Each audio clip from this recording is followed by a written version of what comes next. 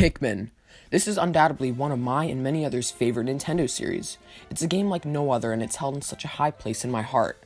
And while not being one of the biggest game series from Nintendo like Mario or Zelda, it still has a really unique take on the real-time strategy game genre.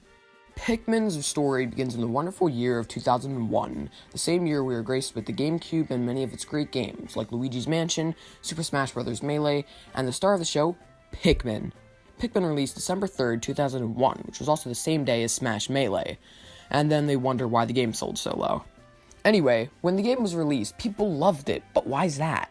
Well, I'm Mark, and today I'm answering the question, why is Pikmin so great? The game opens with our very short protagonist, Captain Olimar, who crashes his ship, the SS Dolphin, into a meteor, resulting in the Dolphin and him falling onto an unknown planet. It's clear from the beginning what Olimar's intentions are, as instead of a tutorial in which the game would tell you what to do, Olimar would write log entries to himself, which are usually about what his ship parts do, his family life, and even about the creatures he encounters. In this case, he writes about how he only has 30 days of breathable air to collect all 30 of his ship parts. This is what splits the Pikmin fanbase into two. Some people like the time limit, others don't. For me, I love it. Say what you want about it, but I love the stress of collecting these parts in a small amount of time. Pikmin is a real-time strategy game, so this time limit encourages me to try and get a lot done in a single day. But we'll get to that later. For now, let's talk about the Pikmin themselves. We got red, yellow, and blue at our disposal. You would find them in these things called onions, and you would grow their numbers up by having Pikmin carry back enemies and pellets. However, the only one I recommend having is a lot of reds, since they do the most damage, but even though they're the strongest, the others have redeeming qualities as well. Yellows can be thrown the highest, and are the only ones that use bomb rocks.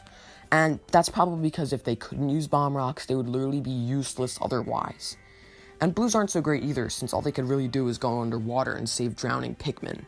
But together, with an army of 100 multicolored minions, you're unstoppable to any creature that comes in your way. And they're digging up the ground. Yep, the Pikmin in this game are pretty stupid. They would trip, knock down pellets, and just not walk correctly. And it becomes brutally obvious. But small things like this really give Pikmin 1 its identity. You are alone on a dangerous planet on the brink of death, so of course it's going to be stressful. Things like the time limit, annoying enemies, and the Pikmin AI are considered bad things, but in my personal opinion, it adds to the immersion. Another thing that adds to the immersion is how world progression works. Basically, after getting blue Pikmin, which happens pretty early, might I add, the game is pretty open world. And unlike a game like Pikmin 3, where you have other missions on top of collecting fruit, making the game feel a lot linear, you could explore anywhere you want on these maps before that day limit reaches 30. And it's a shame they got rid of the time limit after this game, as it made the game very replayable for its short length. I would find myself always coming back to replay this game to get a new high score, and if you're wondering, my lowest number of days is 12, so comment down below if you beat me. Anyway, since we're on the topic of the short length of the game, how about we talk about how the game ends off. After collecting 29 of the 30 ship parts, you are taken to the final trial, which involves small puzzles using all the Pikmin. When you solve it, you're greeted by the final boss, Emperor Bullblax, and I always found it funny that the final boss is completely optional, as there are 5 unrequired ship parts.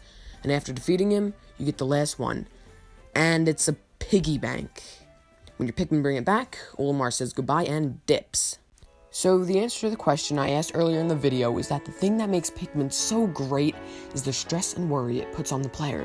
Without it, you wouldn't really feel like you're stranded on an unsafe planet.